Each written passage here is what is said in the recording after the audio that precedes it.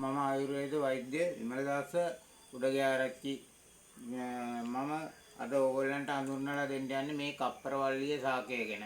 මේක මේ කප්පරක් ලෙඩ වලට හොඳයි. ඒ තරමට ගුණයි. මේකේ කොළවල ඉස්මෝ ඔය නහර උඩට ඉදිමිලා මේ නහර ඉලිප්පිලා තියෙන ඒවා තියෙනවනේ. ඒවැ ඉස්ම ගාපුවාම ඉස්ම අරගෙන ඉරලා හොඳට අතුල්ලනවා. අතුල්ලා පිටිමැද්දාම ඒක වුණත් නැතු යනවා. ඒ වගේම සෙම් රෝග වලට කැස්ස, කක්කල් කැස්ස, ඒ වගේ ඒවට මේ ඉස්ම මේවා කොළ මේ කැඳ වලට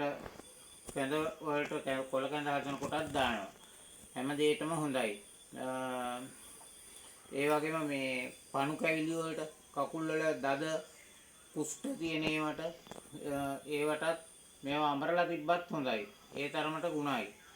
හුස්ම ගැනීමේ අපහසුතාවයේ තියෙන අයට ඒ වගේ ඒ ලෙඩ වලටත් හොඳයි.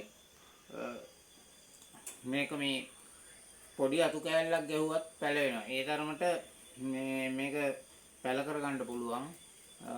මේක සෑම කෙනෙක්ම වවා ගන්නවා ඇතයි මා හිතනවා. මේ පැලෑටිය ගැන මේවා මේ කඳු කරේ තමයි ගොඩාක් කඳු උඩ තමයි ගොඩාක් වෙලාවට මේවා හැදිලා තියෙන්නේ. දැන් නම් ගෙවල් වල විසිතුරු පැල වශයෙන් උත් වවා ගන්නවා. මේක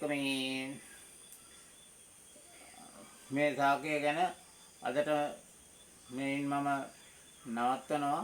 ඔබ තමයි මගේ මේ ගමේ සීයා කියන channel එක බලන්න ඕගොල්ලන්ට නිදුක් නිරෝගී දවසක් වේවා කියලා ප්‍රාර්ථනා කරමින් මම අද අවසන් කරනවා.